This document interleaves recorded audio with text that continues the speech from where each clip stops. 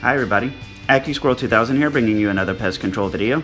This video does contain some graphic content, so viewer discretion is advised. Some viewers may find this content to be disturbing. If you're one such viewer, please leave now.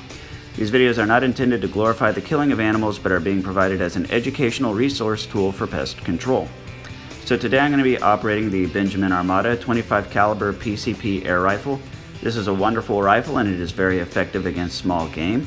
And I'm going to be using ammunition by Rat Sniper Slugs. If you haven't heard of them, you definitely need to check them out. They have some very unique offerings. This one in particular is my favorite. It's the 31.9 grain Wicked Monster rebaited boat tail hollow point. That's mouthful. So here's today's squirrel. As you can see, this is a very active squirrel. Lots of movement, lots of motion going on. And so I had to observe the squirrel for a little while and you know, watch its behavior and wait till it gets still. And something spooks it right here, and that's the most still I had seen it be for quite some time. So I went in and I took the shot. So it was a face forward shot, and we'll look at the video in a second. Now I want to be very clear here. This shot was an instant kill. The behavior you're seeing here is not an animal writhing in pain. This is actually very much a brain dead animal. I'm gonna fast forward here real quick. And here's a sign. This is neurological disinhibition. You see how the head is flat up against the ground and almost acts like an anchor while the muscles flail out of control? That's neurologic disinhibition. That's the sign of a dead animal. All the twitching is post-mortem. So let's have a look at this shot lineup again. So right there, I aim right for the center of the head and send the bullet right through the middle of the body.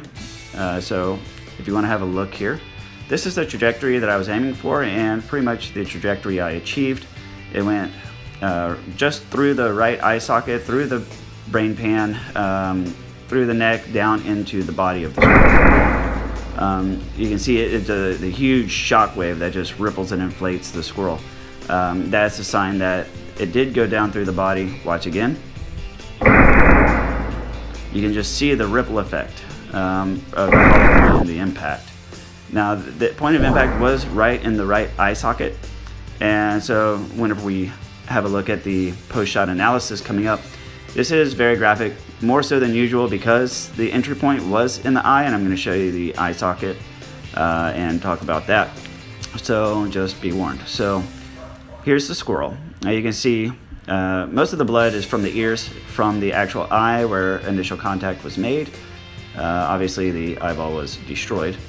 And so here I'm going to be checking for a potential exit wound. So I'm sort of palpating along the back of the squirrel, along the body. And as I'm doing this, I do feel and find the pellet in the body. And so I know that there's no exit. The pellet's right in front of the rear haunches. So right... Well, can't really show you there. So anyway, here's the eye socket. You can see there's the eye. You can see part of the skull. So the eye socket is clearly blown out. The pellet continued on through the skull, through the brain pan, through the neck, and because of the disinhibition, I know that the spinal cord was not damaged or destroyed. The neck bones were all intact, and right here is the pellet. I can feel it. So roughly about a 6 to 7 inch wound channel. Now what that tells me is that the hollow point did not expand, primarily because it went through the head, I believe. Bone is a pretty tough, pretty strong, stiff target, so it's not going to expand in hard, brittle material. It'll expand in soft, squishy material. So because it hit the skull, I'm expecting to see it to be sort of smashed down like a Coke can in the front. So here I'm doing the extraction, and there it is. This is it sort of cleaned off. It was initially full of blood and tissue, etc. And so yes, you can see this is the back side of the pellet, and you can see it's very much squished and folded over, sort of like if you had to set a Coke can down on the ground and then stomp it and have it sort of shoot out sideways from your foot. So it's not a straight forward squishing, it's sort of lopped over to one side. And that's going to be consistent with it hitting one side of the eye socket on entry, and that's why you see this lopped over shape. So But all around, still very effective ammo. The core of this bullet continued to travel for another 6 to 7 inches after entry. Expansion didn't happen, unfortunately, but that's just due to the nature of the shot I took.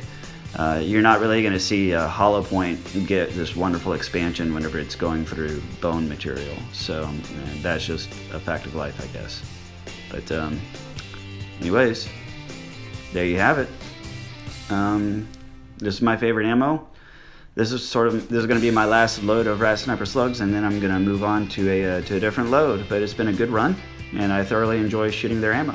Thank you very much for watching. Please like, comment, or share, and we'll see you on the next video.